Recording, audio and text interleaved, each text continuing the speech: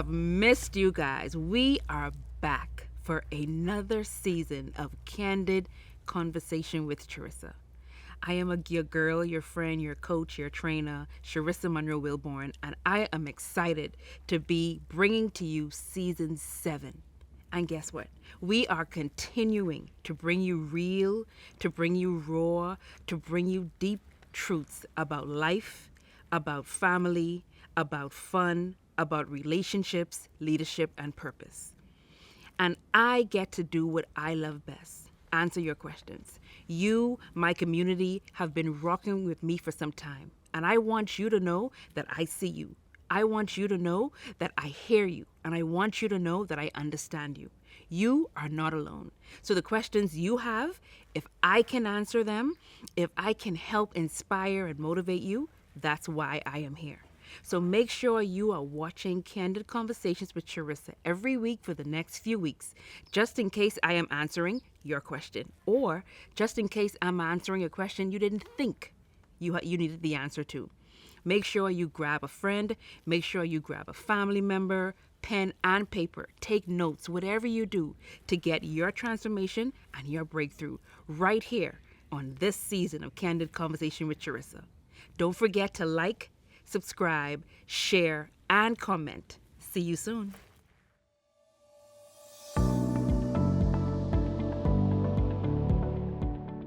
How to combat procrastination? What an excellent question. Let me just pause and say how much I love you guys. I love my community. I love your engagement.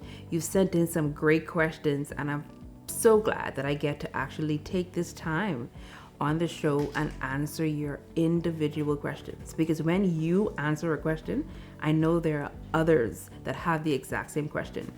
And when I think about procrastination, it's a great question because I used that strategy a lot in my life for a long time, going all through high school, through college. It was the strategy that got me through. And then I got older and I started doing bigger things, more robust things, had greater goals, and I realized that, okay, procrastination was good. I was still getting things done, but I still needed more. And one of the things you have to realize is, first of all, procrastination just means postponement. So you're putting off something.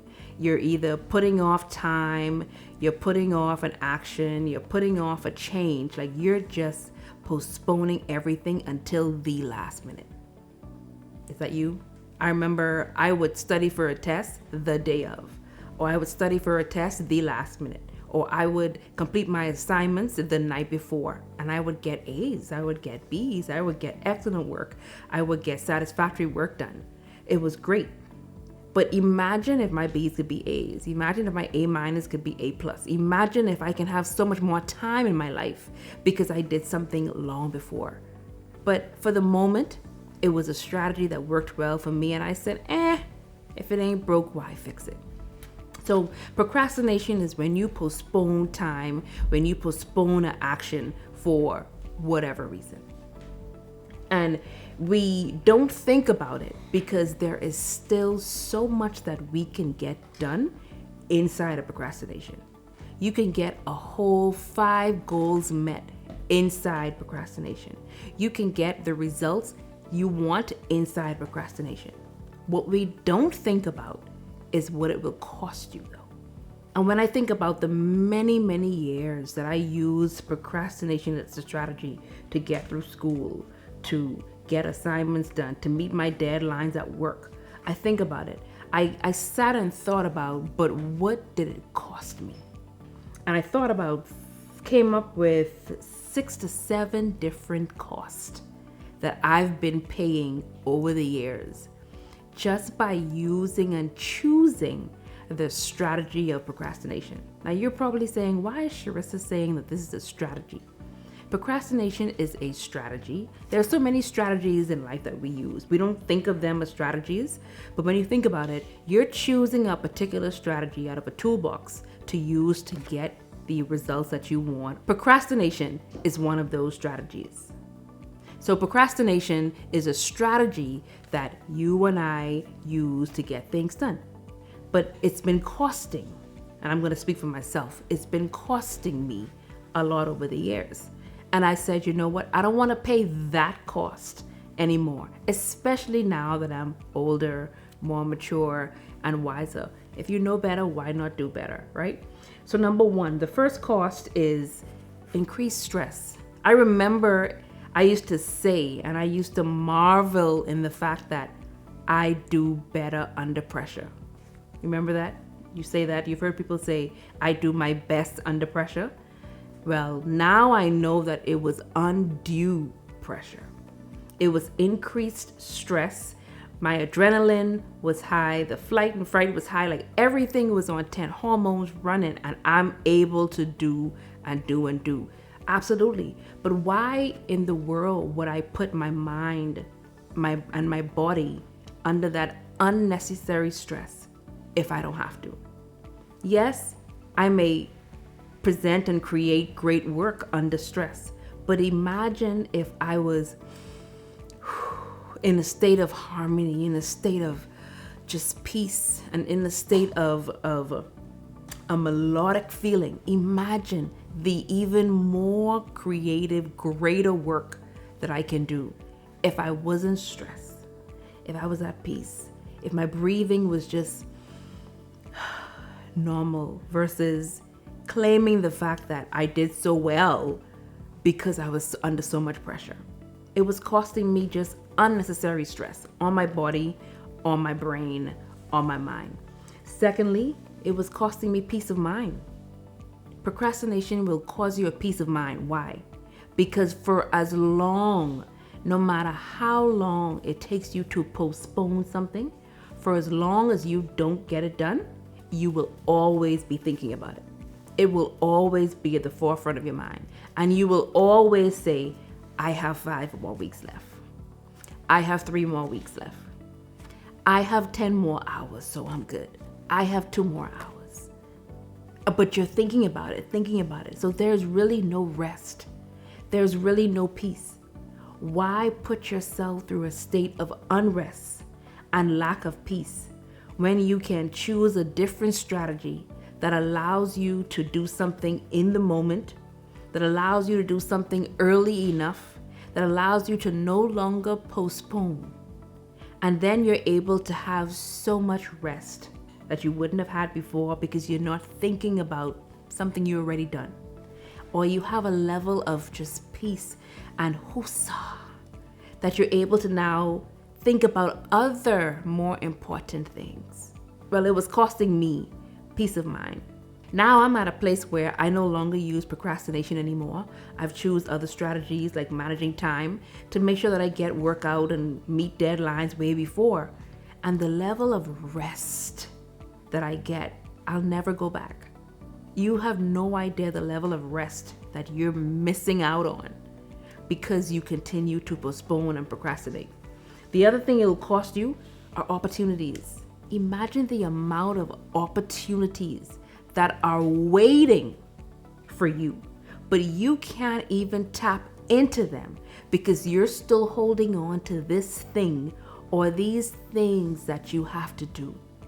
But you're saying, I have 10 years, I have 5 days, I have 3 days, versus saying, no, I have today, let me do it now. Then I can expect, and therefore I can accept, and I can make myself available for other opportunities that are waiting for me to get this one thing done. Don't let opportunities and possibilities pass you by, or don't leave, like they say, money on the table because you are choosing the strategy of procrastination and postponing for later what you can do today. It will cost you some great opportunities. The other thing it cost me was clear thought. For a long time, I thought that I had the clearest of thoughts. And then I recognized that, man, my thoughts can be so much clearer.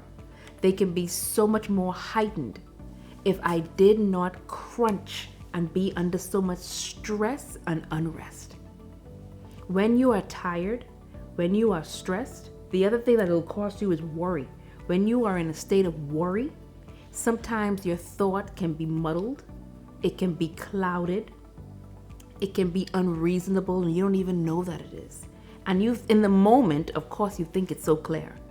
And then in hindsight, you're like, man, I had a different thought. I could have thought of something else.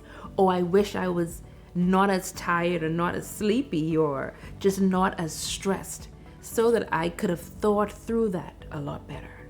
Because great is good, better is good, best is good. But imagine if it can be just excellent. And excellent work doesn't happen under pressure. Excellent work doesn't happen when you're tired. Excellent work doesn't happen when you're worried. It's costing you. Procrastination is costing you excellence. The other thing it was costing you was haphazard timing. My timing was all over the place. I was just doing anything at any time, crunching, like I was double booking and triple booking and quadrupling my booking in days and months and weeks. And I was wondering, man, like, why is my calendar the way it was? And it was because my time was just all over the place. And I had no idea. I just said, I do best under pressure, so we can wait until the last minute. I was just causing me haphazard time. Lastly, it was costing me self-love.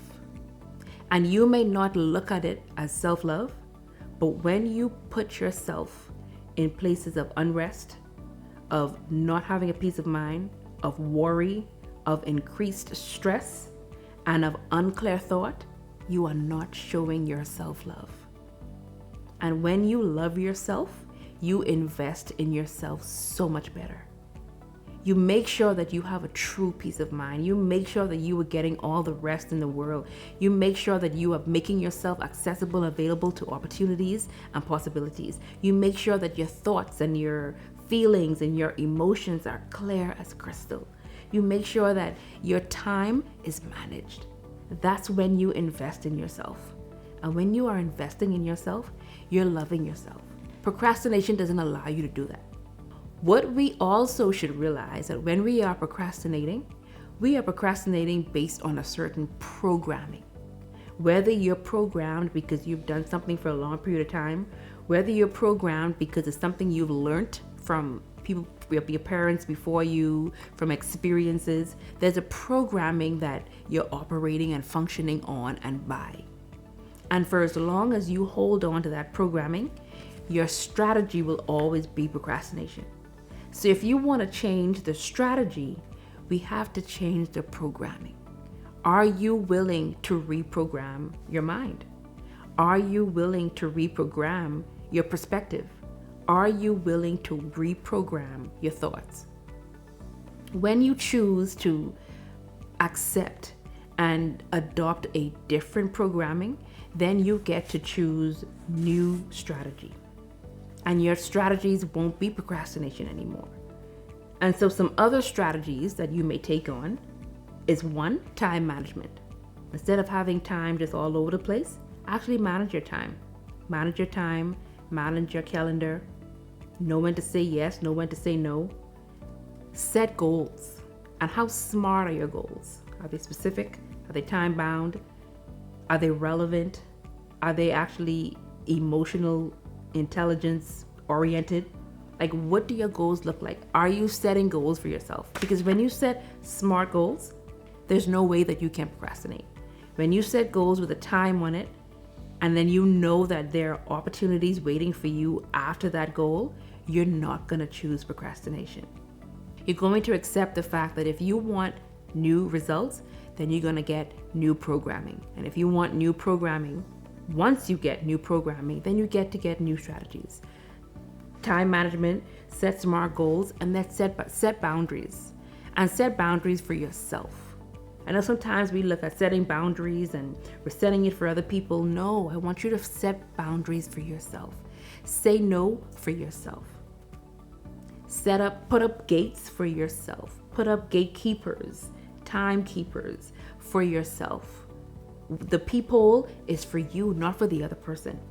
It's for you to manage what is on the other side of your door and what you allow in.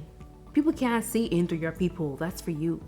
Set boundaries that will allow you to keep aligned with your values, keep aligned with your purpose, and keep aligned with the goals that you have set. When you have boundaries, then procrastination becomes a strategy that you don't choose. because then you're choosing to invest in you. You're choosing to love on you so much that people aren't even able to misuse and abuse your time, your space, your capacity, your possibilities. Like, they're not, because you get to manage all of that. And lastly, get into action. The opposite, like if I think about what is the opposite of procrastination, is getting into action. And not just getting into action, but getting into action now. I already know, if you're anything like me, I already know that you are probably a recovering procrastinator, and there are things still on the table that you need to do. So we get to make a vow together today to make a promise and commitment to ourselves that the thing on the table, the thing in our calendar, on our computer, on our to-do list, the task that we are the thing that's been waiting and sitting there for the last 2 weeks, for the last 4 years, for that book that you need to write, those clothes you need to fold up. I'm talking to myself as I tell you this. Like, we're gonna make a decision today to say, I'm no longer going to postpone another second what I can do today, especially if there are possibilities and opportunities waiting for me to complete this thing first. So let's decide that we're gonna get into action when? Now. We're gonna get into action when? Right now. Let's pick up a new strategy. Let's reprogram the way we think. Let's reprogram the way we move. Let's reprogram the way we behave so that we can have new strategies that allow us to do what? Love on ourselves so much better than we have. There's too much opportunities and possibilities waiting for you to be something greater and someone greater than that of a procrastinator. You are an amazing human being with amazing things to do in the world. Let's see you shine today. You've just watched yet another inspiring, transformational episode of Candid Conversations with Charissa.